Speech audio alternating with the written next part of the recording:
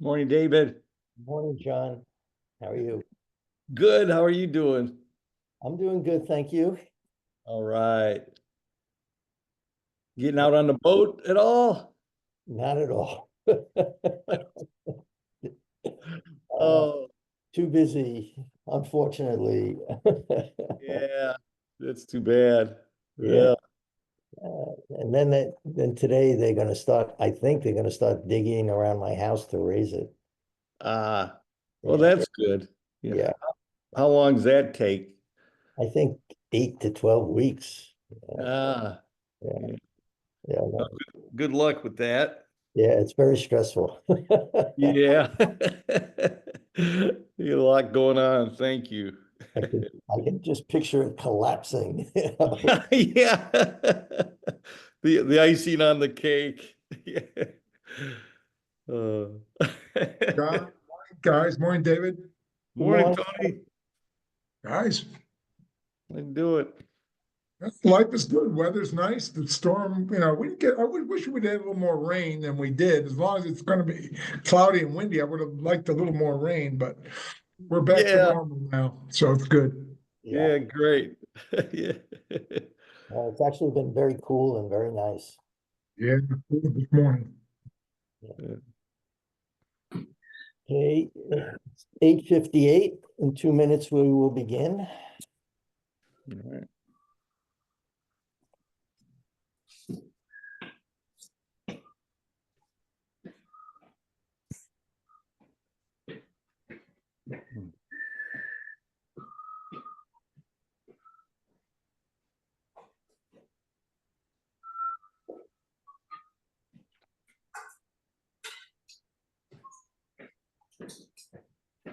David? Hi, Jay. Yeah. Hey, I heard that is FEMA paying three-quarters the cost of raising a house Uh, or somebody? Yes. yes and no. And Jeff Powell will speak to that a little bit today. I Okay. think about it. Um, my understanding is there's a lot of caveats with respect to it and some limitations and some unknowns. And so I think Jeff has some more information, and then if he doesn't, then we'll get it for the next meeting. Okay.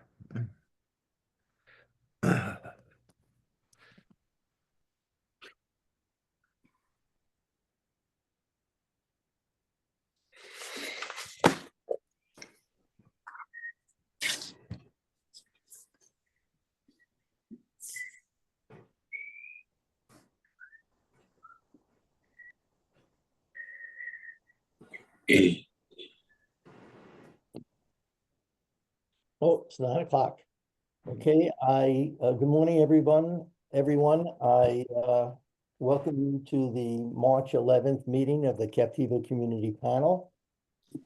We will initially take a roll call, but just before I begin, I just want to advise people that Ann Brady, who is a CCA appointment, has retired from the Rauschenberg Foundation. Oh, I think she announced retirement a couple of weeks ago. I asked that she attend today's meeting so we could all thank her for her service and her work on the development committee and all kinds of other things for the panel. But I think she's on vacation, so I'm going to try to get her to come to another meeting. But my understanding is that the CCA has appointed John Rosen, who is up on the screen, as the replacement for Ann Brady, and he will serve out the remainder of her term, which goes to December of 2020.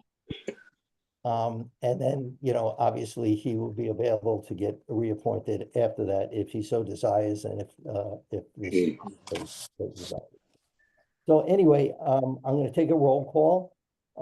I'm David Mintz, and I am here. Bruce McDonald. Yep, I'm here, David. Okay, Sandy Stillwell Youngquist. I don't see her. Margaret Ty Maville. I think she's in Germany as we speak. Ken Suarez, Here. he's here. John Wade, I thought I saw him. Here. Great. I don't see him, but I hear him. Sandy Stillwell Youngquist just came on, so she is here. Michael Bennett is Morning. in Amsterdam today, so he said he would try to join us from there, but wasn't sure he'd be able to do it. Our panel members are all over the world. John Rosen, Here. okay. John Jensen, Here, David. Linda Laird, Here. Tony Lappy. I see him. He's here. Okay. We clearly have a quorum. The first thing on the agenda is just to review the minutes from the February meeting. Did people get an opportunity to review them? Yeah. Yes. Do I have a motion to approve the minutes for February 11th? I'll move it. Okay, Ken Gudaham, are you with us? Yes. Okay, just on page 3, where it says, right above other items where you quote, I think, me, I think that was supposed to be Ken Suarez that said that, not me. Okay. Okay, okay, do we have a second on approval of the minutes? Second. Okay, all those in favor say aye. Aye. Aye. All those opposed say nay. Okay, minutes are passed. Okay, the first thing on our agenda this morning is a report from our either one of our deputy sheriffs or sergeants, and I see we have at least 2 on, but Rich Zeltman is there. So Sergeant Zeltman, if you'd like to give your report, that'd be great. Well, thank you for having me. You know, I just wanted to appreciate the panel for allowing Deputy Christine Zumbrum last meeting to come on and speak, and I thought she did a great job. And that's what we're going to try to do is have, you know, one of our deputies, either myself or Christine or Deputy Luss, join in the meeting and give you the LCSO update. You know, so and then you get to know and see, put a face to a name on the island. You know, give you a chance to have them meet the panel members, and also, you know, you could even ask them questions. This month, the good news is we haven't had any major incidents so far. We're in the middle of, you know, our busy season, spring break. Our visitors are here, and the important thing that I'd like to remind your viewers is that, you know, the roads are jammed, and not only in town but here on Captiva. You know, the visitors are coming in, the parking lots are reopening, and they're starting to fill up these roads. We've got, at the same time, we have, you know, our recovery efforts are still going. You know, we got these big trucks, landscape trucks, construction equipment.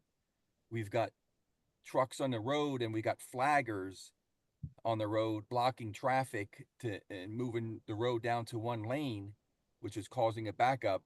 And I'm just asking again, and I've said this before in the panel meetings, is that we're just asking your viewers to be patient, because not only, you know, and I don't think it takes that long to wait for a flagger to have come in, but some people are impatient, and try to get around, and especially when we've got, and you've probably noticed it, we've got a lot of joggers and people walking. I seen the other day a lady with a stroller on just off the side of the road, and with the conditions of the roads that they're still in, it's dangerous. So if I could just stress to the panel, it's just, you know, be careful, and don't be distracted either. Don't be on your phone. You know, now that you're stopped and then you start to go again, you're still on your phone. Just put the phone down until you get home. It's not that far. We have a small island. You know, that's just my biggest point that I want to get across for this panel, this reporting period. You know, other than that, you know, we're you know, just be vigilant. You know, we're still in the season. It won't be it'll still be here for the next month and a half or so. So just be patient. Are there any, thank you, Sergeant. Are there any questions for Sergeant Zeltman other than, about anything, actually? Sergeant Zeltman, I just wanna, I don't know if you're aware of the fact that there's been some issue about, parking on Wiles and Merman and that area around the Civic Center. And there was a couple of years ago, we passed an ordinance which allowed us to allow for certain parking in that area during certain services that were taking place at the chapel. And but there was a no parking requirement until such time as we work out with the county certain signage, so that there's no parking in front of the driveways, no parking in front of fire hydrants, and only on certain days and hours related to chapel services. And that will only take place when we have the signage worked out with the county. And until such time, there's no parking on the streets for as far as we know. And so I just want you to be aware of that. We didn't actually do the signage because we were hit by hurricane after hurricane, and we just didn't, that wasn't a priority. But hopefully with no hurricanes, we will work with the county and work with you and the fire department to create that signage, which will allow a little more clarity about what happens there on Sundays and on certain holidays. So I just didn't know if you were aware of that, but that is the case. And until such time, there is no parking on those streets. Yes, I am aware of it, and and we are enforcing illegal parking on those streets. Okay. So Okay. be careful for your audience, because you may get a ticket if you're parked on the street, whether it's one of those side roads or the main road on Captiva. Just be careful. Okay. Anything else for Sergeant Zeltman? Okay. Jeff Powell from the fire department. Morning, everyone. How are you today? Good. So first, just want to say thank you for everybody who was able to attend our open house this weekend. It was probably the most community members we've ever had attend one of our open houses. Always have a bunch of tourists that show up, especially when you put free food out there. It tends to bring people in, but it was a great turnout by the residents who actually live out here. So it was great to see that participation this weekend. So thank you for that. Also, thank you, CCA, for providing us all the tables and chairs for the event as well. So we really appreciate that. DOT, I know you guys have, I don't remember who was on it, forgive me, a little committee on the resiliency for the beach, Tony. Okay. Are you going to speak to that, Tony? Have you guys had communications with the county, or do you want me to cover what I know? You're muted, Tony. Tony, you're muted. You're still muted, Tony. Tony, you're muted. All You're still muted. Tony, you're still muted. How about now? Yep. Yeah. We can hear you now. It's a new computer. I'm getting used to it. Anyhow, Mike asked me to speak to it real quick. Basically, he got a response back from Robert Price, who's the director of Lee County DOT. He says, we've applied for grants to assist with funding of resiliency measures, but we have not heard back as of yet. So that's kind of where we are. Until they find out what the funding is, there's really no sense in going forward. But hopefully what Mike kind of relayed was we'd like to see a hardening there similar to what we have down on Sand Cap at the Bend. So that's where we are. Okay. Yep, I can share the project scope is essentially the same as what they did on the causeway, which is sheet pile, cap, and the marine mat before the road. So that is the project that they would like to pursue. Funding is the issue at this point. So just wanted to share that. I also met with DOT a couple weeks ago, so just wanted to pass that information along. Jeff, excuse me, what area is that project cover?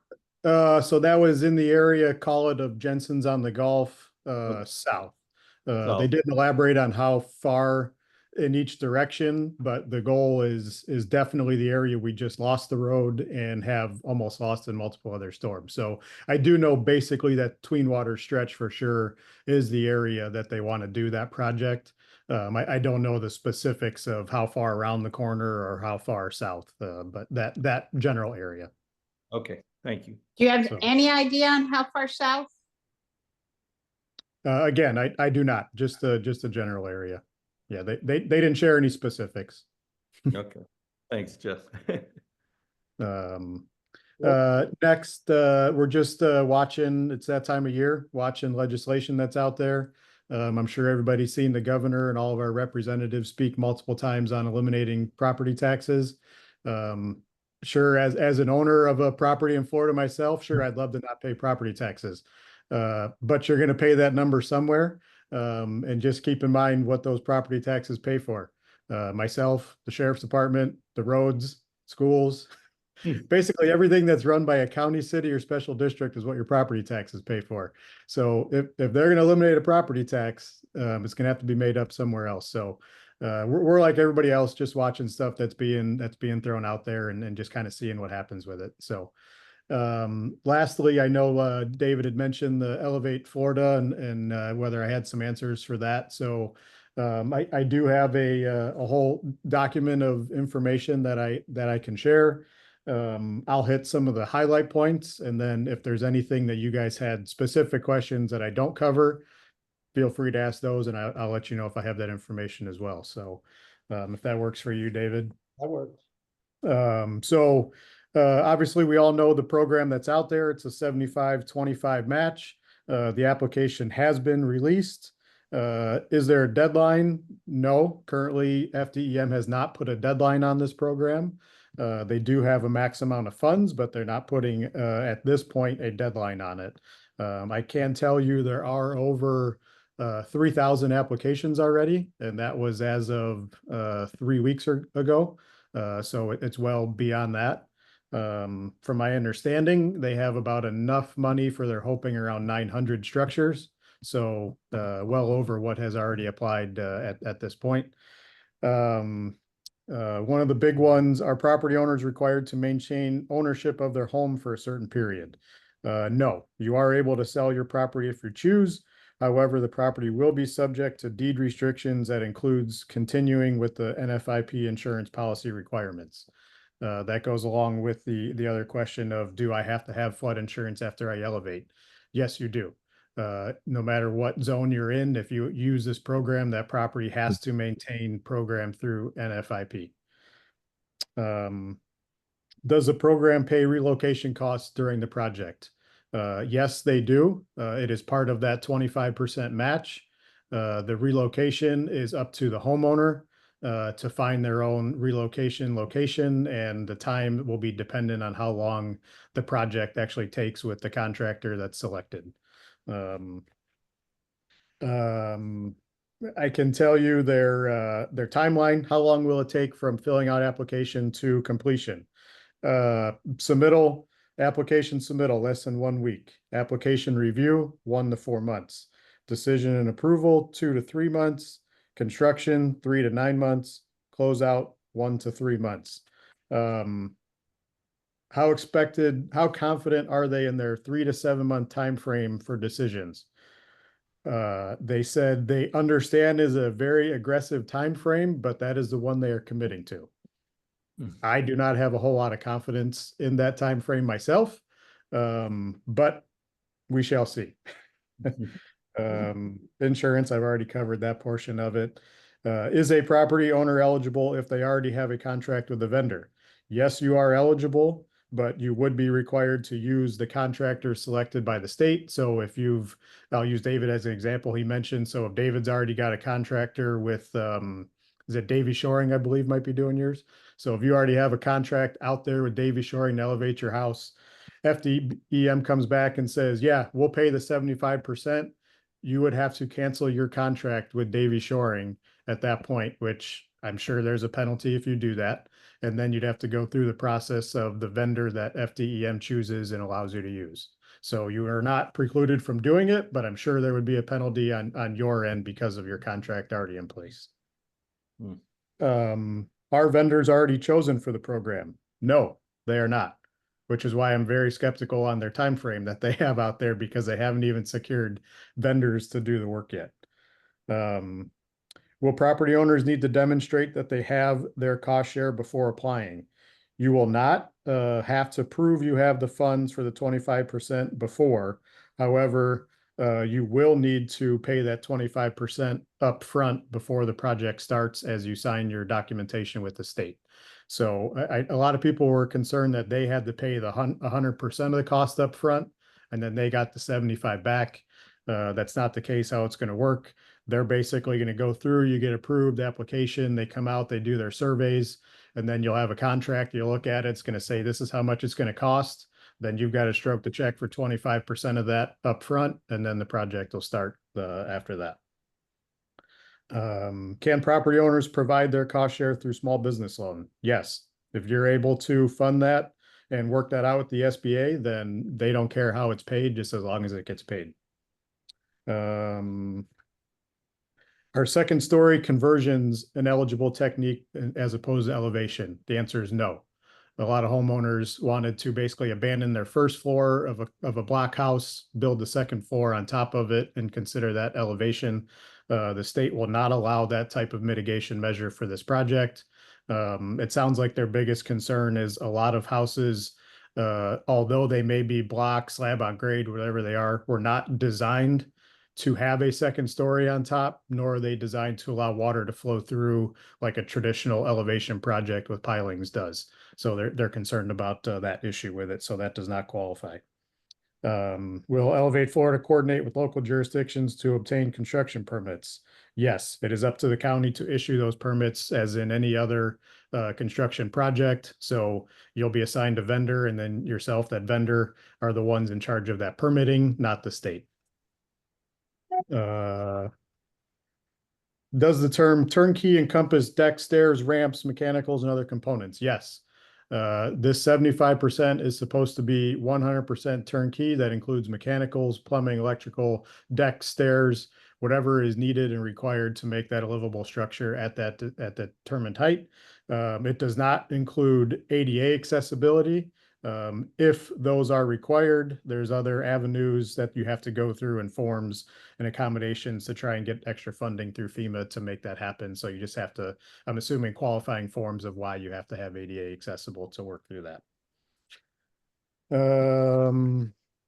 Believe those are the only ones I had marked, but I've got a lot more sitting here, so I'm not sure if there's any other specific questions that you guys have, I can provide answers for. Are there any questions? I think if there's someone interested in this program, they should contact Jeff at the firehouse directly. Yeah. Point, I think for those people who are already in contract with Davy Shoring or Modern Movers or any other house lifting companies, I think they will be precluded, because I think some of the projects have already begun, and it's not just a question of canceling contracts, but some of those projects have begun. I do believe. Yeah, exactly. I think if you're maybe sitting in the queue and you've kind of signed a contract with them, but no engineering's been done, nothing like that. Maybe they may be willing to work with you. I don't know, maybe Davy Shoring or would you say Modern Movers, or, they may be submitting with the state as well to be one of the vendors. Maybe they're willing to work with you. If they are, they may say, hey, well, let's hold this for a few months and see what happens. I don't know. I can't speak to any of that, but personally, I think it would be tough to back out of a contract that's already in place. I mean, one of the problems seems, if you back out of the contract and then you applied for this program, there's no guarantee you'll get it. 100%. And Yeah. So you're not gonna make it for this hurricane season, and then you put it off and you might not get it at all. So this is something that people have to weigh. There was, and I'm not sure whether it still exists, that if you're raising your house separate and apart from this program, you may be entitled to recover $30,000 for house raising. And that has to do, there's some correlation with what insurance you already have with respect to your home with flood insurance. But there is an option that was out there of having $30,000 go to the raising of your home. So those people who are already under contract still may look for that extra $30,000 to help mitigate some of the cost of Yeah, doing. that was that was with your flood insurance. If you're with the NFIP program, basically after you complete a project of that, a mitigation measure of that, you can submit for that $30,000 up to $30,000 reimbursement from NFIP on your flood insurance. Basically, just shows, hey, we've mitigated the property, we've reduced your risk loss and everything else, so you do qualify. I do know with that, same as this program, if you do that, go that avenue, and you do receive those funds. Same as this one, where you're required to continue that NFIP flood coverage on that property for the life of the property, right? They want to make that $30,000 back that they just gave you. So they know that your house is now elevated to 12 feet. You've reduced your risk tremendously for flood, but they're going to continue that premium to make their money back plus some. Mhm. Just going back, don't go anywhere, Jeff. Going back to the road projects, the committee we have is Mike Bennett, Tony Lappy, and Marguerite Maville. I understand that Mike Bennett is sort of taking over the chair and working with Tony and Marguerite on that committee. Mr. Busby, Doug Busby is sort of will be the point person in the field for these projects, Jeff, on the road. Yes, Rob Price is the head of DOT, but Doug Busby will be working on those projects. In addition to the hardening of the Jensen's curve, there's also some sort of project set up for Santiva to further harden Santiva.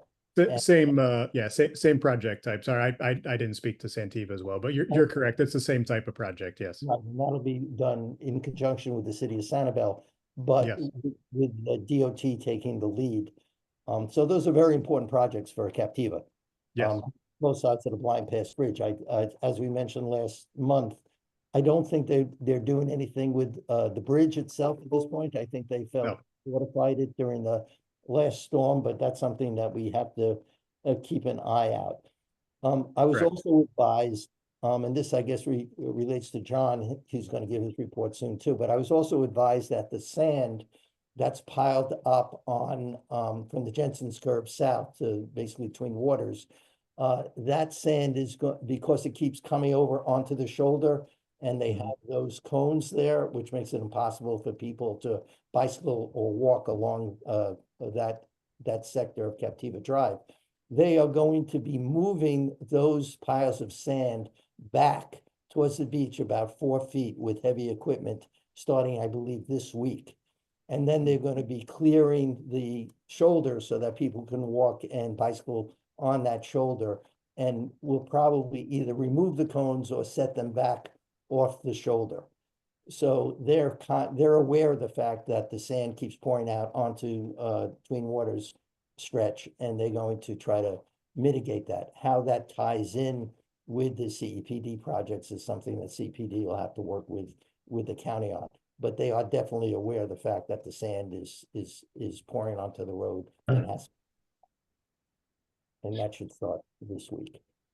Jeff, while we have you, I think you should just give a report on the, and I was going to touch on it later, but just give a report on your negotiations with the, related to the possible rezoning of South Seas, because I think that's important for people to know, if that's all right. Otherwise, I could report on it later. I'm not sure how many people, watched or were at or whatnot at the hearings or whatnot, but the last day was that last Friday, I believe it was. Yeah. Sorry, they're starting to run together. There's been so many of them. We read our statement into the record for the hearing examiner, which mirrored our statement previously to the Board of County Commissioners. Again, we're not an entity that provides opinion on whether or not projects should or shouldn't be built. That's up to residents and counties who are in charge of that kind of stuff, not us. So all we do is provide what the impact to the district would be if projects go through, are proposed, whatever. So that was our statement that we did, is what that impact could be to us, and where we're at with South Seas as a developer, working with us to mitigate our concerns for taller buildings and greater density and those types of issues. So we proposed a couple conditions to be placed in the zoning if it goes through. So South Seas was in agreement with them. They had no issues to the conditions we proposed, which was basically boat slip in the marina, funding towards apparatus, as well as storage space within the resort for apparatus for quicker responses to that ends of the island, especially after hurricanes and stuff like that. So we proposed a couple conditions through our attorney with them and worked through that, and that was basically our statement. Like I said, I know David has a copy of it. Sorry, go ahead, Tony. With the amount, I remember I was there, but I can't recall what the amount that they were gonna pay for the new equipment. Do you remember that? I don't have it in front of me, but it was roughly 600 and I think it was $44,000. So it's basically the cost difference between an engine, which is like the truck we run now, and a ladder truck that taller buildings require and should need. So it was that difference between the two is what the condition was. With using impact fees and everything else, those things are kind of regulated on how we do things. But yeah, that was the amount. Yep. I'll come back to this later when we give the report on the hearing, but I just thought Jeff should give at least an introduction to that report. Are there any other questions for the fire chief? Okay, Jeff. See you none. Thank you. Thank you very much, Jeff. Have a good day. Thanks, Jeff. Next on the agenda is CEPD update. Chairman John Wade is with us. John, you're on mute. Good morning. Can you hear me? Yes. So in other funding news, the commissioners met yesterday in our March meeting, as we usually do the day before the CCP. It was basic scheduling and a little bit of parking lot talk. We did get an update from our state representative, who generally helps us with grant resourcing and whatnot, and he gave us an update on the legislative session, which was good news, which is that one of the representatives is sponsoring a bill very similar to what occurred after Ian. So they're really anticipating that we will be getting DEP support without having to have traditional match funding. And all indications are that it will be as, if not more lucrative than the Ian funding for both Helene and Milton. And the legislative session being underway as we speak should render, I would imagine, a pool is how he described it, that all of the hurricane impacted areas will be able to share from. So we have very high hopes that we will be acquiring substantial funding for our project, to the tune of our ask was about 10 million, I think closer to $12 million. How much of that comes in, I don't want to get ahead of myself, but we're very positive that we will be not limited to having to match any sort of funding or be held up towards any sort of guardrails on that funding for the Milton Helene impact. As we still start to resource most of the funding options, the beach renourishment is underway. In general, we're already contracting vendors under contract, and the actual subcontractor is scheduled to begin in early July.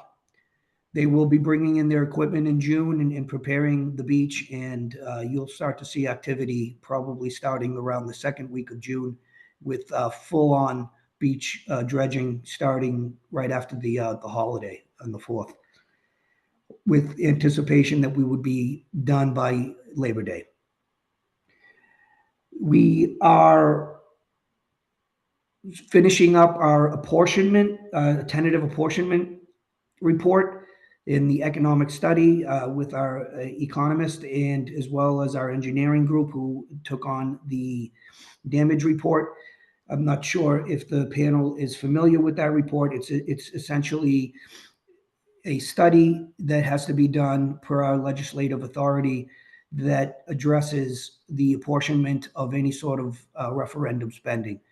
And we are utilizing the same formulation that we did in 2021, which is a combination of storm protection and recreational benefit. We decided to go with the same formula, although there's been some debate about whether that formula should be revised or not. It wasn't in the cards this time, just simply because we're treating this renourishment at this point as an emergency.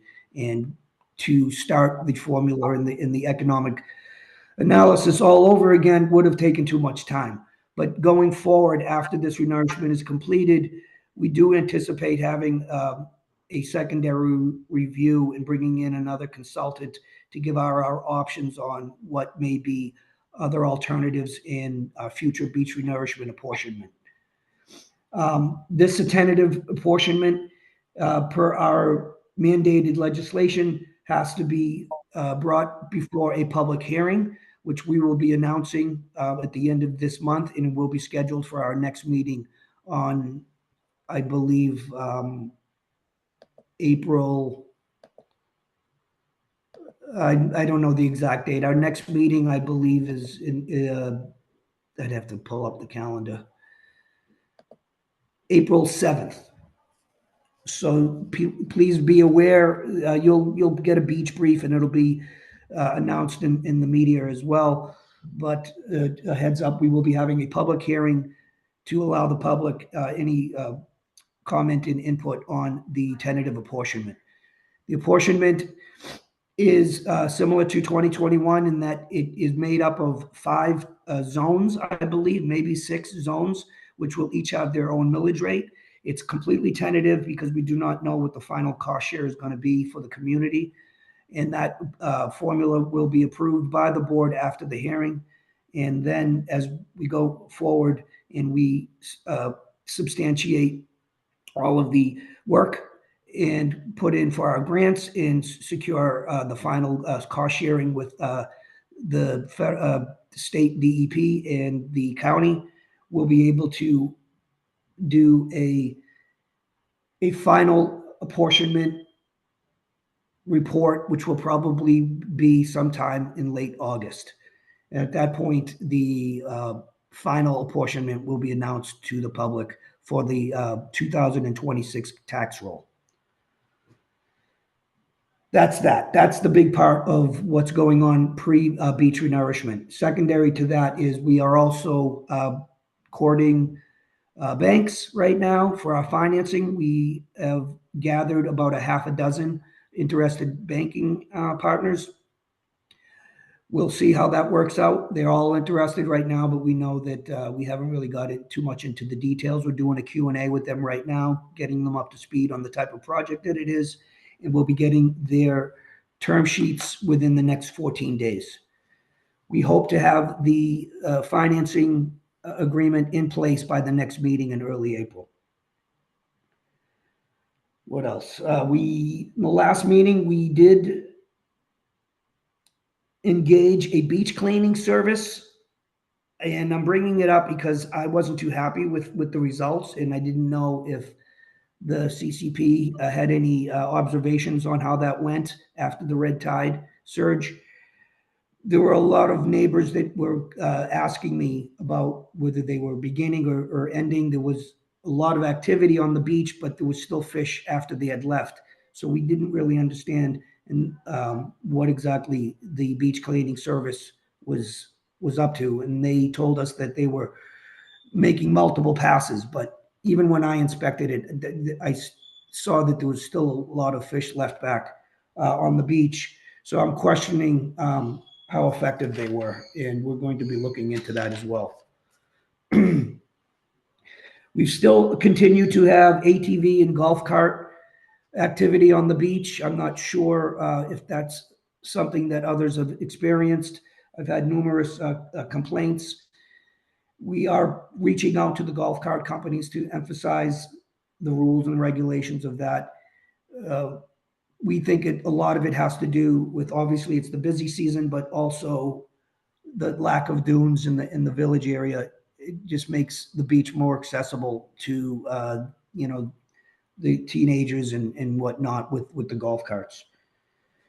The parking lot is open. It opened up last weekend and remains as popular as it's ever been. We were able to gain the silver lining in the storm, if there was one, was that we were able to gain about 15 to 20 feet in some areas of additional width, allowing us to have about 5 or 6 more parking spaces. We're still working on the best way to utilize those spaces and manage it long term, but we are fully underway and the public has been made aware of the opening, and we had a full house last weekend, and we anticipate that we will this weekend as well. We have contracted with the SCCF to manage the turtles this season in conjunction with our beach renourishment. They will be working closely on the beach with a team of people who are actually going to be living on the island to monitor all of the nests and making sure that the environment is not impacted negatively while the renourishment gets underway in midsummer. I think that's all I have. Any questions? Are there questions for Mr. Wade? Tony? Do you know anything about the other parking lot, the one that Sanibel controls, just on the, the very south part of Captiva? How's that going along? We don't, that's a good question. I don't have any answers on that. We generally, we've tried to get involved in managing that. Sanibel wants to keep it to themselves, so we don't ask a lot of questions, but I could look into it for you if you'd like. Well, I think that I don't know, I said doing a lot of stuff. They're doing a drainage pit and some of the other things and cleaning up a lot of sand. And I don't know about their restrooms, if they're gonna get those back online, but yeah, next time maybe, it'll be probably at least another month, I imagine. Okay. Sanibel, in my opinion, they got a lot to do down there.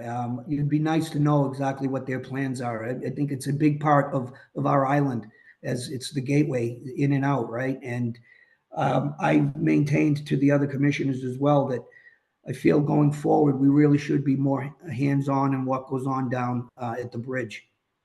So I agree with you. They spent a lot of time on that, on the very north part of Sanibel. They actually raised it and put a lot of pit shell in there to prevent from rain and even some surge maybe. But anyways, just a question, no big deal.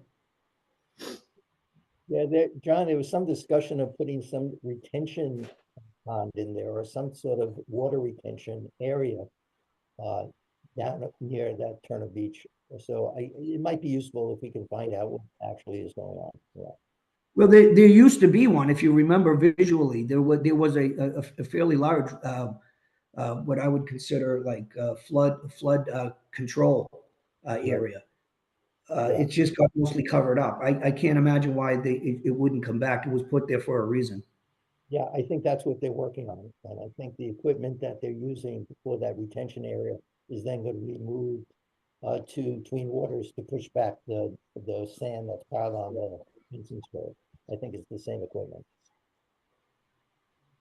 Are there any? I will say, I will say with regard to the DOT project, I was not here at the last meeting. I apologize for that. And this is probably the result of that. But by all means, I would ask that, and I know Doug tends to, work in Doug's world as he should, without regard of, what exactly the impact that project may have on our dunes. Our dune project is going to be right there at along Twin Waters, as well as across the village area. And I would say that the committee, by all means, feel free to keep us in the loop on any sort of progress or decision-making that's going on with regards to construction and timing on that. Yeah, my understanding is that they were gonna start moving those piles of sand back, either this week or early next week, just 4 feet towards the water. I don't know if that impacts you at all, but that's my understanding of what the project is. Okay. Okay, so Jay Brown, you have Yeah. questions? Yeah? Yeah, do you know when people will be billed for the beach renourishment? Jay, you broke up on me. Do you know when people will be billed for the beach renourishment? When we'll each be billed our pro rata share? So this is the discussion we're having with the banks right now, because the way the loan terms are starting to shape up is similar to our last funding. Was that the Synovus Bank last time around, they gave us a 12-month grace period on the principal after the loan was closed. We have no deal yet with the bank, so I can't really speak to how the terms are going to sort out. But the reality, the timing wise, the timing of it is that in order to be on next year's roll, we would have to have the final apportionment completed no later than, I think, September 15th. And I don't know that that's going to happen. So it may not be till the following year. We'll know more as time comes, as the summer progresses. Well, that's helpful. So you're saying either it'll be on the 26th or the 27th tax roll? Correct. Okay. And the other, we're shooting for the 26th. We want to get it started sooner than later. We don't want to delay it, but we could have delays in the construction and whatnot, and until the costs are 95% completed, we don't want to put in for an apportionment tax roll that has to be retroactively amended. Okay. It just causes for headaches for everyone. Right, but we are getting some good information here that it'll either be the 26th or the 27th tax roll. People can count on that, one or the other. And we know we have a July. Yes. We have a July to Labor Day beach renourishment, which is, I guess, contracted and is pretty finalized, and that's important for people to know. So we're moving ahead. Okay. That's very valuable for this moment. I wasn't too happy to hear from Great Lakes that they were going to start after the 4th of July. That wasn't in the plan. The plan was supposed to start no later than June 1st. And you always anticipate that there's going to be delays, but generally not on the very first meeting. And they started giving us some reasons that had to do with new equipment and you know how it goes. And so hopefully that'll be the only delay on the table as we go forward. Any other questions for John? John, there was one comment from the audience about the beach cleanup you might want to take a look at.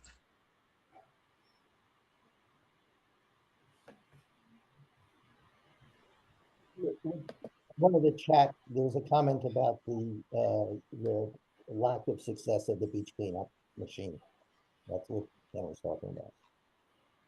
Okay. We saw tried to take one pass with very little effect. Rate was not sufficiently lowered during the worst of the red tide and for the duration of the red tide. We collected and buried the dead fish in front of Sunset Captiva at one point. I cannot see paying for beach cleaning based on our experience at Sunset Captiva. I've received similar messages, and we are really diving deep into the service that we paid for and finding out we didn't have the oversight once the service was engaged, and that was upsetting to me. And going forward, I can assure you that this has now been brought to the forefront of our priorities. If we are going to engage beach cleaning, then we need to make sure we're getting our money's worth. So going forward, any sort of feedback as the beach cleaning services do take hold, I always welcome more and more feedback so that we know that we're getting the services in the manner for which we expect. Any other questions for John? We have a lot of clarity and a lot of transparency, and this is all very good. Anything else? Okay, next on the agenda is Matt DePaulis, Environmental Policy Director for SCDF. Hey everyone, good to be back. Been a little bit since I've been on these calls, so hopefully Allie was keeping you all well informed in my absence. Couple of things for you today, just to orient us to what's going on in the area. So the Lake Okeechobee is at 13.42 feet. La Nina is supposed to be over in April, so I would expect the releases that we're currently getting, which we've been getting for basically the last 3 months. They've been a little elevated, but not enough that we are really concerned about it. The elevated releases pushed us from 2,000 cubic feet per second to 2,100 cubic feet per second. So we haven't really been seeing any damage from those releases, but the Army Corps has been cognizant that the oyster spawn is going to be starting soon and is in those early phases already. So they haven't made any announcements yet, but we would expect them to lower some of those releases soon, especially with the La Nina ending. Red tide is mostly gone away. There's still some background areas popping up, but nothing like we were seeing a few weeks ago. There haven't been any recent fish kills that we've heard of. Oyster spawn is looking good and is going to be starting here soon, and that's one of the metrics we use for overall estuary health. So we're happy to see that that's lining up well. And then it's been mentioned here a couple times already, but legislative session is underway. So there's a lot going on this session. There's a lot of changes in leadership at the state level that are looking to exert themselves. So we're seeing a lot of bills that are pushing development, that are pushing agriculture interests. So we're going to be keeping up with all of those. We've already seen some of the worst bills of the session get kind of walked back. There were some that were going to be, one specifically that was maximizing development on barrier islands that I think was going to be really detrimental for our area were that to go through. But we questioned the person who brought it enough that apparently she thought better of it and withdrew that bill. So that was some good news. There's some good bills out there too. There's some nature-based solution priority bills. The Safe Waterways Act is a bill that is provides for more beach monitoring and communication around the health of our beaches. And that's one that actually passed last year and was vetoed. So we're hoping to see that passed again. And there's also a lot of bills that we're really worried about, like I mentioned. So there's a lot of preemptive bills that are coming down the pike as well, especially around local government control of our own resources, and citizen ballot initiatives are on the chopping block as well. So we'll be organizing some advocacy efforts around the bills that we are worried about. So if you're subscribed to our action alerts, keep an eye out for those in the coming weeks. But we're just gearing up for legislative session, so it's going to be a fun one. Jay, you have a question for Matt? Yeah. Do you have any updates on the purchase of the remaining 11 acres on Buck Key? I have not heard anything since Conservation 2020 voted to move forward with it a few months ago, and everything else has been happening behind closed doors as far as I'm aware. But do you think that's gonna happen, or seeing anything counter to that moving forward? It seems like it was all lined up pretty well. Okay, thanks, Matt. Yeah. Yeah, Jay, I just heard that the process got slowed down, and I'm not aware of why that's the case, but I heard that it's slowed down a bit. Okay, you've got more information than I do then. Any other questions for Matt? Okay, thank you, Matt. Terrific. Okay, the next thing on the agenda is the county South Seas redevelopment, rezoning, and legal update. I will give a quick report on that. The hearing before the hearing examiner on the at the county level is continuing. There's been 5 days of hearing. This is the hearing on the application submitted by South Seas to rezone its property to allow for the building of the 435 hotel rooms and 193 2 to 4 bedroom condos. That rezoning application was submitted, and there is a hearing examiner that's hearing from witnesses. They heard from the applicant initially, and then they heard from the county.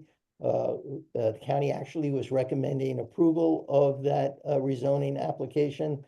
And then she opened it up to the public and the opposition to hear the concerns of the community regarding this application and why the application should not be approved, and in fact, why it should be denied.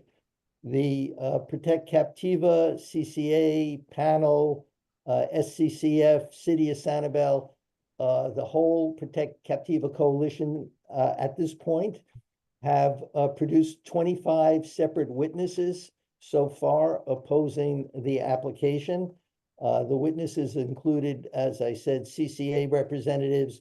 It included representatives and attorneys from the associations on South Seas that own 640 units.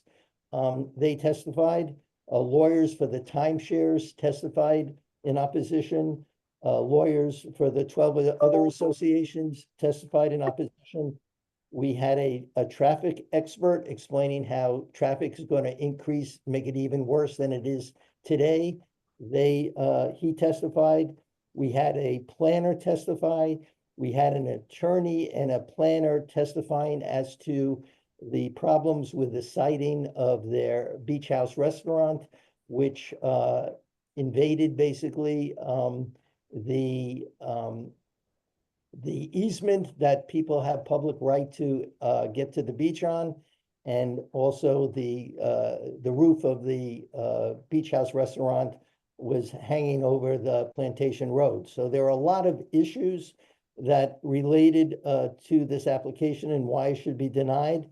We had witnesses from RLR, from Royal Shell, testifying as to why it should be denied. We then had the city manager from the city of Sanibel testifying as to what the impact would be on evacuation and traffic and why that should be denied. We also had the deputy police chief and the 5 deputy police chief from the city of Sanibel and the 5 city council members testify as to why it should be denied. We had an evacuation expert explain how evacuation will be negatively impacted and why it should be denied. We had 4 representatives from SCCF testify as to the environmental damage that'll be caused by the increased density. And one of the witnesses explained how he didn't believe there was sufficient sewer capacity for the development that is being proposed, enough sewer capacity at the FDA plant. And then we had representatives from CCA and other associations at South Seas.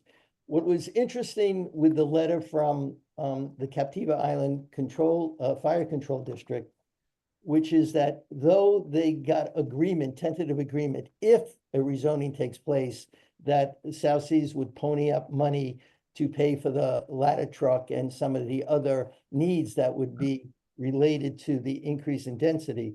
What was so important about the Captiva Island Fire Control District letter is that it made it absolutely clear to the hearing examiner that the rezoning application would clearly increase density and intensity on building heights on South Seas in contradiction, in violation of the historic development pattern, which the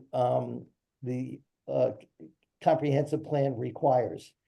And what the letter says is that if the rezoning is approved, the fire district will be adversely impacted due to the proposed changes to building heights. The fire district will not have the ground ladders or fire flows to provide a sufficient response to the upper floors of a building within the resort. The intensity of hotel space and timeshares creates a larger life safety and property risk for the visitors to the resort. In addition to the building being lost if a fire occurs due to the inability to suppress fire on upper floors, lives may also be lost. And so what it became clear through this letter, in getting the conditions, what became clear is that this application really changes the level of density and intensity and building heights on South Seas and Captiva. And that was very important for the hearing examiner to hear confirmed, because part of the argument that the community is making is that the county is required to maintain the historic development pattern, and it is clear that this application does not do that. So these hearings continue on March 20th and March 21st. There's going to be attorneys and witnesses testifying on March 20th. And the public, Sanibel residents and Captiva residents are invited to testify on March 20th and March 21st.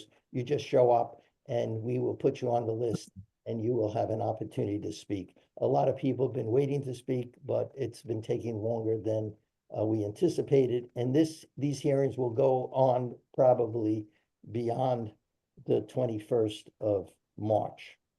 Beyond the 20th, David? Pardon me?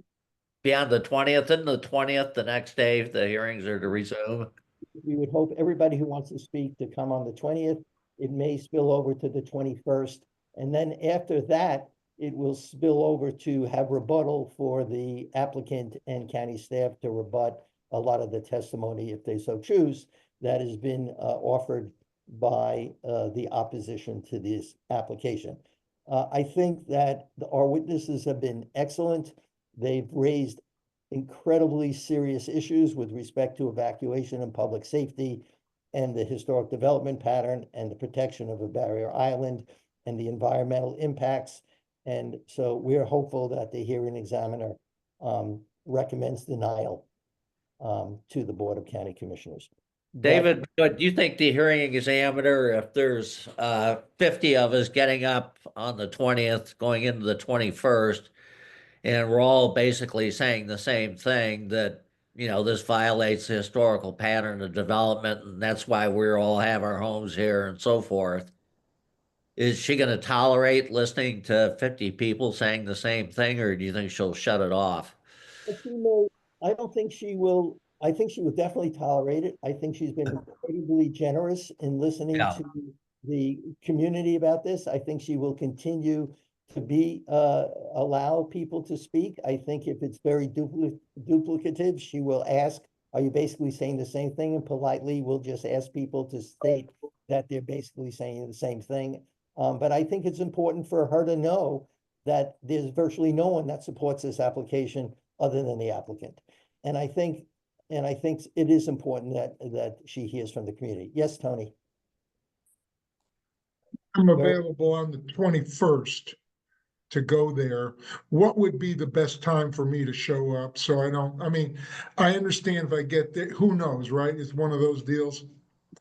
If I get there early, do I put my name in? Does that mean I'll get to speak that day, or who knows? Your name is already in. It's already on the list. And if you're going to be there, not on the 20th, but on the 21st, I will be there, and I will try to get you as early on the 21st as possible. Keep playing on the 21st, just so you know, because my day's full on the 20th. But I figured this will spill over, and I'll plan to be there. What time do the hearings start then? At 9? 9 o'clock in the same place. I'll be there. Right. And Jay, my understanding is that you are first after the Richard Grosso, the attorney for CCA, speaks. Okay, thank you, David. And I'm supposed to speak on the 20th on resilience, is that right? You will speak on the 20th. I'll talk to you about subject. Okay. Hey, David, further to what Jay asked about people showing up to speak, I mean, it is as simple as going up and saying you oppose and giving an excuse one way or another, whether it's parking or traffic or environmental. I would encourage, if you are going to speak, to say something other than I'm not for this. And anybody could do that. We all have concerns, and I think that the more actually that go up and speak before this hearing examiner, the better off we'll be. she has been more than generous to us. And I really do believe that she, hopefully I think she's listening, but it doesn't take more than 5 minutes to go up and say your piece politely and then leave. Right. No, I think, yes, I think we've had the expert witnesses, we've had the attorneys making the legal arguments, the expert witnesses making the technical arguments. And then there's the other piece of this, which is that the community should have a say in their community. And I think she needs to hear that. And as long as people are polite, I think she will allow people to say what they need to say. I think to the extent that people can tie it to their personal experience and their personal homes and where they are and how that'll affect their lives and their community. I think that's what's important, is to make it as personal as possible with respect to every individual that speaks. Okay, next thing. One last question, David. Will their attorney have the option of cross-examining people that choose to speak? Yes, the answer is yes. Their attorney has the right. It's a sort of one-way street.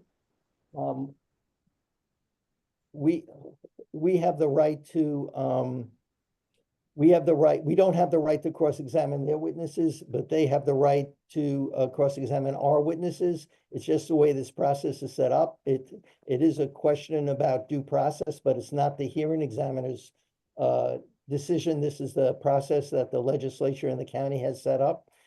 And so the answer is yes. However, the hearing examiner has encouraged, and that's an understatement, has encouraged the attorney for the applicant not to cross-examine witnesses, to save their comments for rebuttal when they put their case on. She said she doesn't find cross-examination of our witnesses very helpful to her. So I don't think anybody who speaks will be cross-examined in a way that would be meaningful or difficult to handle. Well, just for the record, I'd love her to cross-examine me. Okay, well, I actually said that too, and I didn't get much of a cross-examination. Okay. Yeah, I will. You can ask her politely. Yeah, I think the issues have been pretty flushed out, and I think it's been a very useful process in terms of the issues being addressed. Whether or not a hearing exam, I'll be honest, the hearing examiner's up against a lot of pressure from the county attorney's office who supports this proposal, this application, and from some of the county commissioners who have been very vocal in support of it. So it is a interesting legal process, but it's also an interesting political process because it is both political and legal.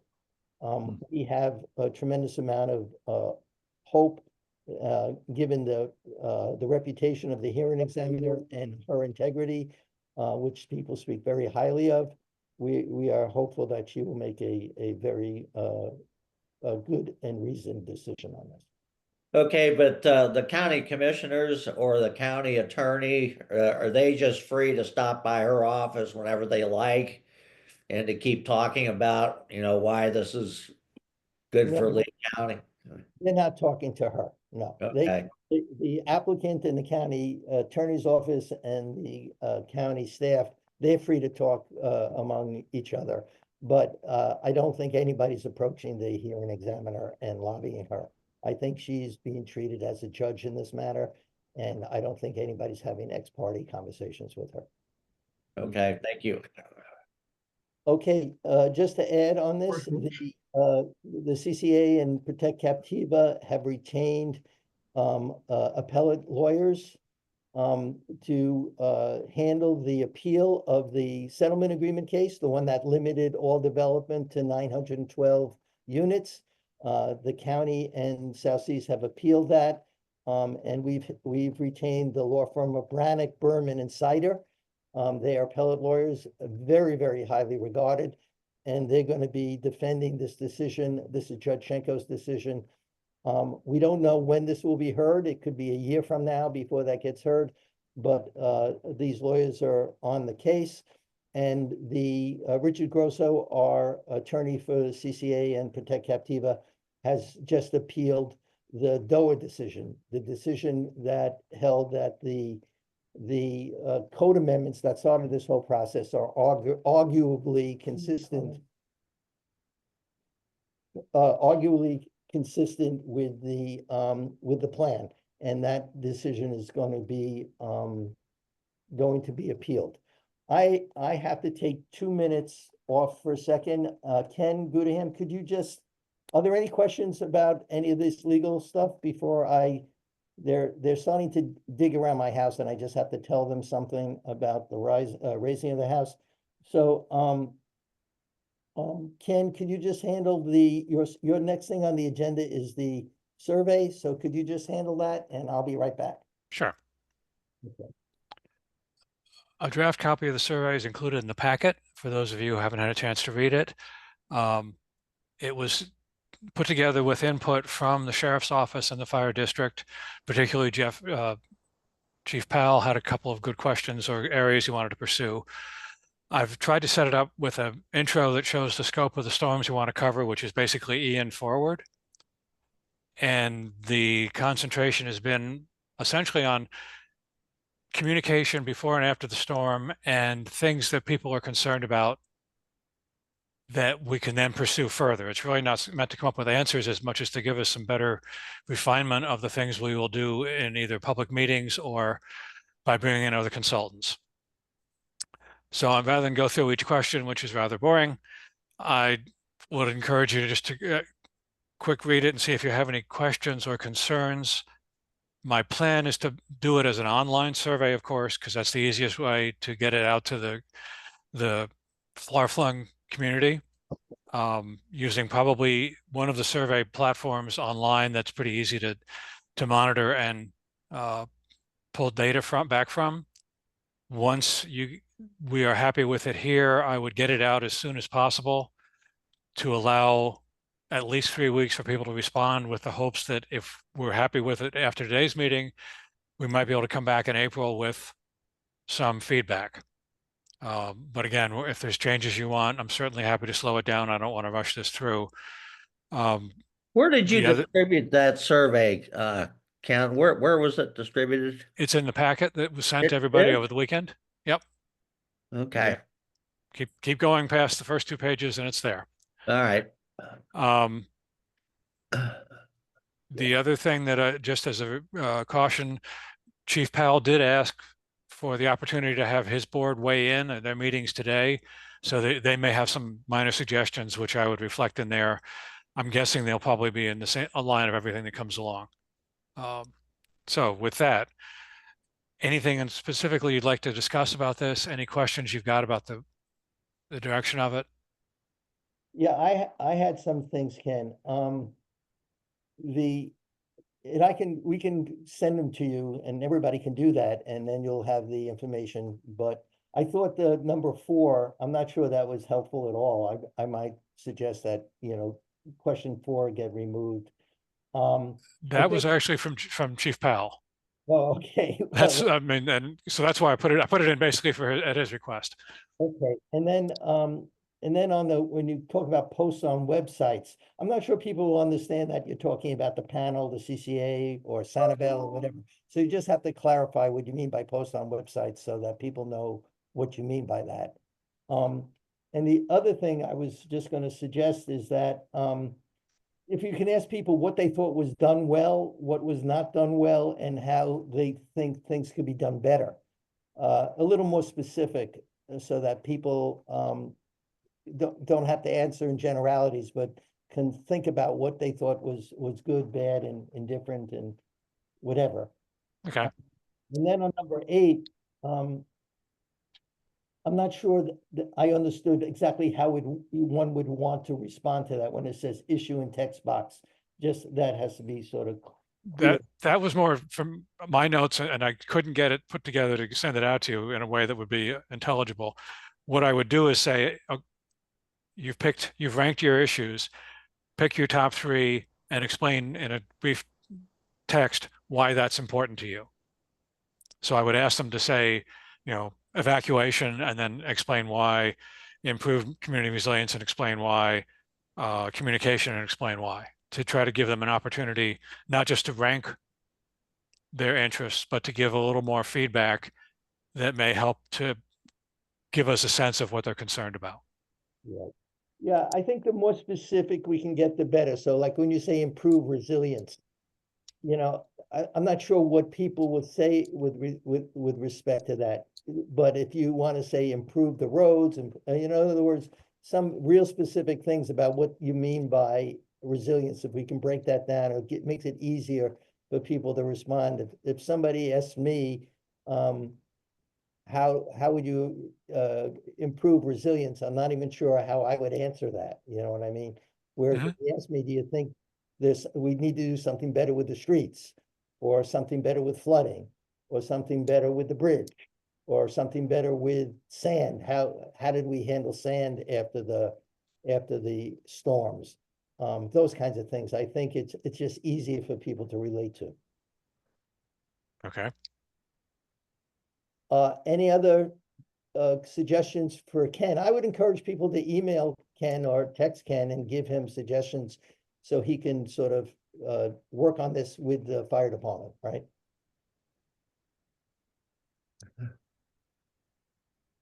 And this is going to go out to our big mailing list, which is like 5,000 people, something like that. It'll be 800 addresses. I will set it up so that we can get multiple responses from the same IP address in case husband and wife, more people want to respond than that have computers. And I would send it out once, if you guys are happy with it, and once I hear back from the fire district, if I can send it out by the end of this week, I would, with the goal of trying to get it back to you by the April meeting. That may be a little aggressive since we have a shorter turnaround between this meeting and the next. But with a lot of the stuff, I mean, if people are going to respond, they're going to do it pretty quickly. This is not something they're going to ponder. If we send it out a couple times, that's going to get us the responses we will get without more cajoling, and I can pull all the analysis off pretty quickly. So unless anybody has any major heartburn with the direction, I'll wait and see what the fire district board says and finalize it this week and get it set up to go. Any other suggestions or comments for Ken? Are people generally okay with the direction that Ken is heading on this? Yeah. Okay. Okay, thank you, Ken. Next thing on the agenda says Lee DOT Jensen curve signage update. My only thing I can say about that, I think there's been signs installed there about the curve and slowing down. I'm not sure there's anything to add to that. The next thing is CCA meeting space update. My understanding, I guess the question is, do we want to have CCA reserve starting in the fall, Tuesday mornings, for the possibility of hybrid meetings? Well, actually, I already made that request based on the last meeting. So we're waiting to see what, I wanted to get it in before they started to do too much planning. It doesn't commit us to going there, but it gets us on the list before they start planning for the fall. Okay, okay. Anything that people want to add to that, since Ken has already taken care of it? Okay. Wastewater committee update, Mr. Brown. Well, my update on wastewater is the same as it's been in recent months. I am still stuck at the city of Sanibel. They have for months been reviewing the consulting study that was designed to determine the economic impact on Sanibel of processing our wastewater. And then when after they'd reviewed that study, we were to sit down with them and discuss what type of compensation they should get as the final cost element of developing the plan. But as has been the last 4 or 5 months, I cannot get a response out of them. I continue to email Steve Chappell every month without getting a response. So I don't know, I just imagine they're, up to their eyeballs on other issues and, this doesn't have the priority that we would like it to have with them. Hmm. Yeah. I'm increasingly starting to feel that we really do have to move forward, at least with respect to the septics, on Captiva. I think with the rising sea levels and the storms, et cetera, that these septics are really vulnerable. And, so I'm willing to, Jay, I'm willing to make a couple of calls, also, and see if we can set up a meeting to figure out how to move forward on this. Because Well, I, you've certainly had a lot of interaction with them over the recent months, so maybe you can get their attention better than I can. yeah, I would do that. I am concerned. I don't know, Linda's here. I don't know what the situation is with, and John's here with the Sunset Captiva, treatment plant, or Tony, is Tony still here? Your treatment plant, whether or not you guys are feeling that they're increasingly vulnerable given the storms, et cetera, or are we still okay with them? Well, I think John? Sunset Captiva's, our plant is actually on a hill, but the drain field comes down and it's, like ground level. So that the drain field will be a concern, in coming years. And, I know there's issues that can take care of the drain field, even raise them, but, But I mean, why do that if we're gonna have a sewer system? Why go to that right. extent? I mean, we're just maintaining, we don't know what's gonna happen, so we're just doing all the maintenance that's required to just keep our plant running. But I think obviously the central sewer would take care of everything. Yeah. That's the way to go, I think everybody in Sunset Captiva would be for it. Tony? We're in the same boat, John. I mean, we have no problem with our drain fields because we have a lot better elevation here. And, as far as intrusion, our tanks are kind of halfway out of the ground. I don't know about yours. So any kind of flooding really doesn't affect us. But obviously, if we went to the new sewer, we'd have to rebuild our lift station. And we're looking at that now, that we may want to upgrade our lift station, but have it ready in case we do go that route. But that's still out there, right now in engineering and a lot of other things. So that's kind of where we're at. And, Yeah. and Jay, Sam, could you remind us all about the South Seas Station, and if there's information on how it made it through the last hurricane? I have not, I don't have any information about the FGA plant, whether it was damaged or anything. I don't have any information on that, Linda. we were advised that there was very little damage to the FGA plant as a result of the recent hurricanes. It's just one of those things. I mean, that's the thing about hurricanes. You just can't predict where the damage is going to occur. And do we know does it have drainage fields? No, it has. No. No, you treat the wastewater at the plant, and then the treated effluent gets distributed on the golf course and other irrigation areas. And then the effluent that can't be dispersed on the golf course is then placed into a deep injection well and then pumped down into the aquifer. And so they have a deep injection well, and they just got funding, I think 7 million for not a deep, but a shallow or a medium depth new injection well to help them get rid of some of the effluent after it's treated. But the sewer capacity, the treatment capacity at that plant is still permitted for 64,000 gallons per day. And it's even questionable whether or not it can treat 264,000 gallons per day. I've heard it may be slightly less than that. But in any case, there does not seem to be enough treatment capacity at the FGA plant to handle the application that's now been submitted to the county. So that's an issue of contention. And so that won't get resolved until the rezoning is resolved for South Seas. But I do think, Jay, and I do think we need to move forward on the septic situation and the plant situation outside of South Seas as quickly as we can. While there was not any damage to the station, it's the treatment plant itself, there was damage to multiple lift stations. So, you know, it wasn't all great. And, you know, these lift stations are just as vulnerable, and contaminant can come right out of those too. So it's not just a treatment plant. So Thank you, Ken. Okay, Jay, You want me anything? to move on to stormwater now, David? Yes, stormwater.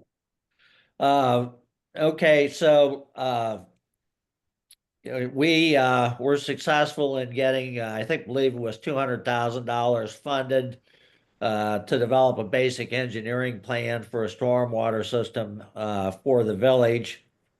That project is under the management of a guy named Bob Worthman at the county.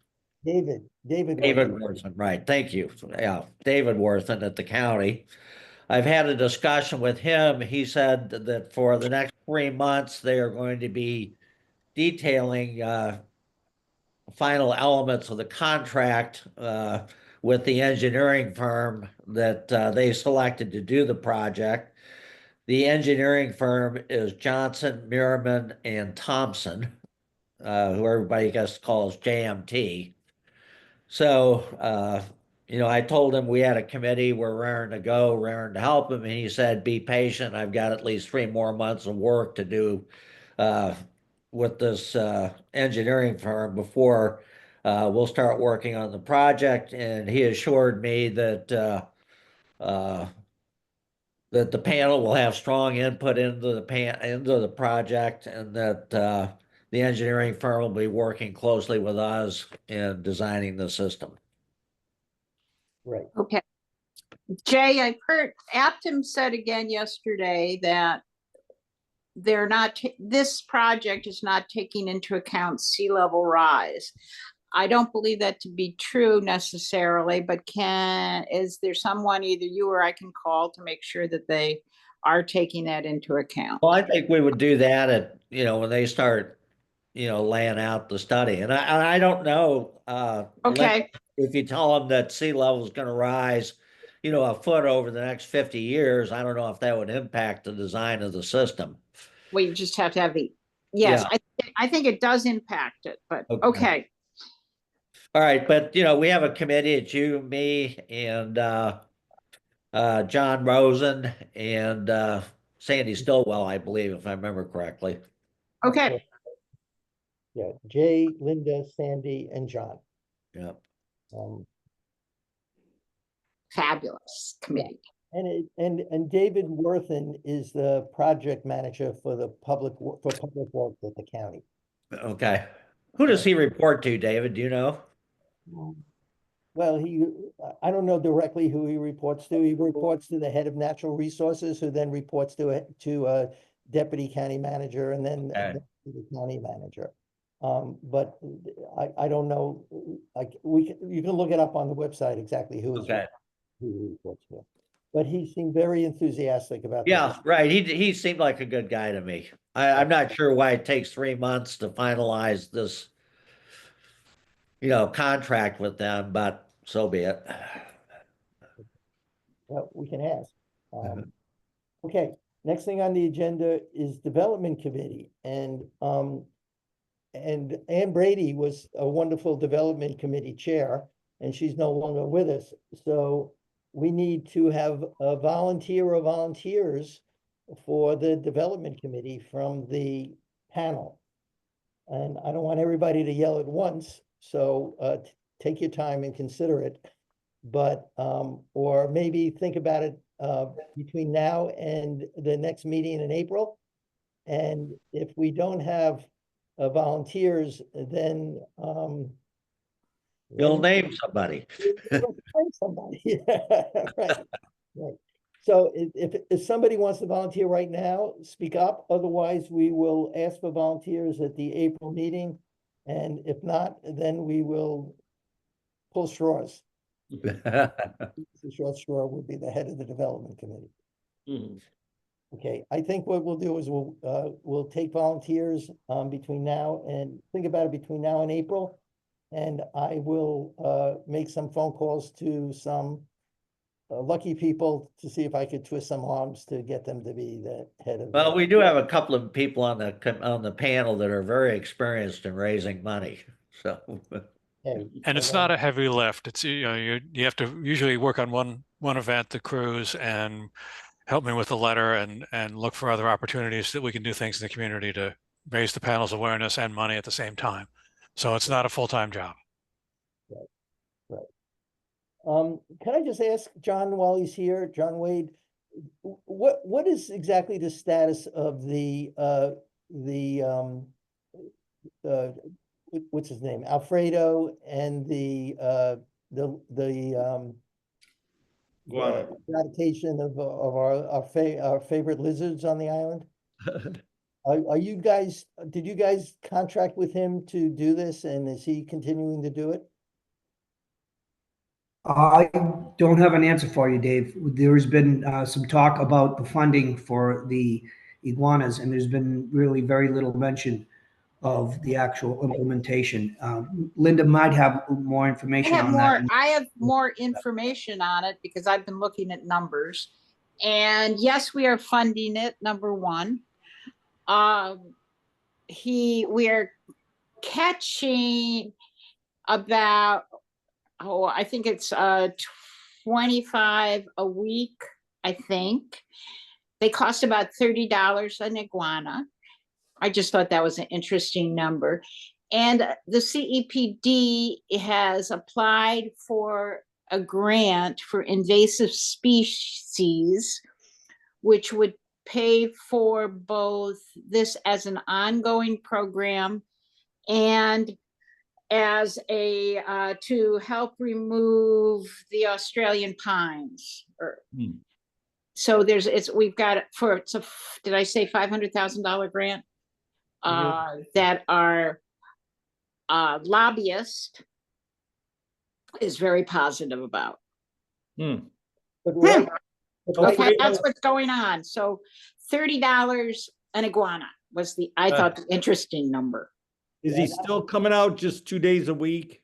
Yeah, he's coming out the same as before. Yeah, 2 days And a we're week. paying him the same as before. I think it's going to cost us $60,000 for the year. We're trying to get a grant to cover. Okay. you say CEPD is CEPD. This is CEPD doing this. Yeah. I just want to make sure that was continuing. And maybe we should ask Sandy maybe we should be having some more roundups, iguana roundups or something. I don't know. Yeah, we can. Go ahead, Sandy. Well, I was going to say, John Jensen and then Jimmy Burns said, and myself, we just have to find a time. We were saying while it was cold would be more effective, but it's busy, so we could do it off season too. Okay, Yeah. I think good idea, wonderful. I think when there's less people here would be better. You think so, eh? Okay, so that's continuing with Alfredo. That's good. Okay, panel comments. Any panel comments other than what was discussed today that panel members would like to raise? No? Okay. Ken, are there any comments from the audience that we have not discussed? No. Okay. Do we want to adjourn this meeting or? Hey, David, I had one question. It's Bruce. Sorry about that. I was on mute there. Can you update on Protect Captiva? You said just before you left that we'd hired an appellant firm. Can you just comment on where we stand in terms of funding of Protect Captiva? Do we need to do more? Yes, we've raised well over $1 million. We're now evaluating the cost of the appellate lawyers. And I suspect within the next week or two, we're going to request some additional funding because we've been spending a good deal of money on the Hex hearing in terms of expert witnesses, the hearing before the county. And we're appealing both the DOA case, which would, the DOA case is being appealed primarily because of the building heights, even outside the gate of Captiva. We don't think those building heights should have been raised from 28 feet above base flood to 35 feet outside the gate. So that's one of the reasons we're appealing the DOA case. But yes, we will need to raise, I would guess, another couple of $100,000 over the next couple of months, Bruce. Okay. We're going to put out a request for that. Yes, we are trying to be as careful as we can with our expenditures, but the appeals will cost money. If we sustain the appeal, in other words, if we don't get the decision from Judge Schenko reversed, which limits development on South Seas to 912 for all time, there's not much else anybody could do. It's going to be Right.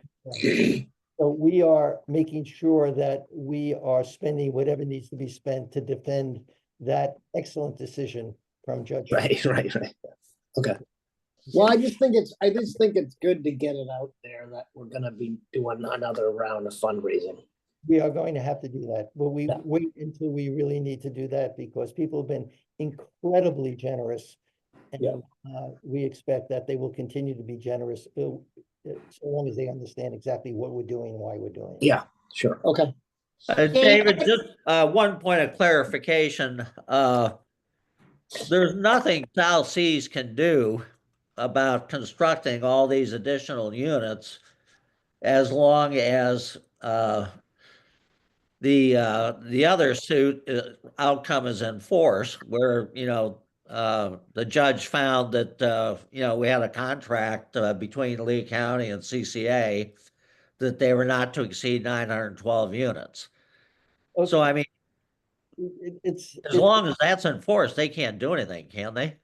as long as that's enforced. This is what we've learned is that the decision by Judge Schenko, which limits the county from issuing more than 912 building permits on South Seas, that's what his decision held. And as long as that decision is not reversed, they cannot do anything about that. However, they also can't build anything until they get approval of this rezoning. Right. Take months to happen if they get it. And that would then have to be approved by the Board of County Commissioners.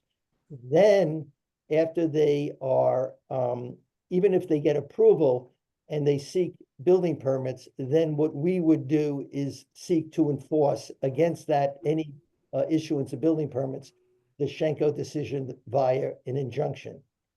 Jay, as we sit here now, and this we didn't know until recently, any decision that is being appealed by a governmental body automatically stays the decision of the lower court. So the decision of Judge Schenko at this point is stayed pending the appeal. It's just stayed. It's it's a hiatus. It's just not enforceable until the stay is vacated. At the appropriate time, if in fact this zoning is approved, Red Tech Captiva will go to Judge Schenko and seek to vacate that stay, which is automatic. It's automatic throughout the state of Florida, regardless of what the issue is, et cetera, if the appeal is made by a government body. It's deference to a government body. So that decision is stayed. We will vacate that stay if and when we need to, if in fact the rezoning is granted. If the appeal is heard prior to any need to vacate the stay, then that'll be the law of the land. And it is the law of the land. It's just enforcement is stayed at this point. Does that make sense at all? Well, would there be any problem getting it unstayed? Our attorneys do not think so. Okay, It's what's called an automatic stay when the government is the defendant and they are appealing.